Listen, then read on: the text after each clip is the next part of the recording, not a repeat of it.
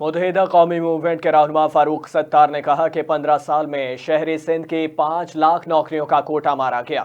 M Q M Pakistan کے رہنما فاروق ستار نے کہا ہے کہ جعلی ڈومیسائل پر نوکریوں کی ہمیشہ مذمت کی ہے۔ شہری علاقوں کے نوجوان پر روزگار کے مواقع بند ہیں۔ فاروق ستار نے کہا کہ کئی دہائیوں سے کوٹا سسٹم کے نام پر حق مارا گیا ہے۔ 70 کی دہائی سے کوٹا سسٹم چل رہا ہے اور میرٹ کا قتل ہو رہا ہے۔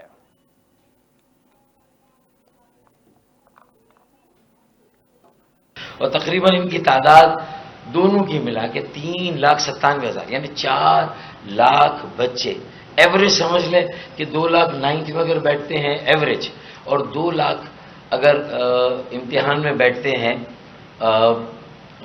10th کلاس میں، تو ان دونوں جماعت کے بچوں کو، دونوں کلاسز کے بچوں کو بری طرح سے ایک منصوبے کے تحت فیل کیا گیا۔ یہ ایکچولی ایم کیو ایم کا جس طرح کا ٹیک آف ہوا ہے گزشتہ 1 سال سے، اور دوبارہ کراچی، حیدرآباد، سکر، میرپور خاص اور نواب شاہ کے شہر میں رہنے والے لوگوں کو ایک مرتبہ پھر ان کی اپنے جماعت کی سرپرستی ملنے جا رہی تھی، نمائندگی ملنے جا رہی ہے۔ ایم کیو ایم بہت تیزی سے ٹیک آف کر کے 40,000 فٹ کی بلندی پر اس کی انتخابی مہم فلائی کر رہی ہے، پرواز کر رہی ہے، اڑ رہی ہے۔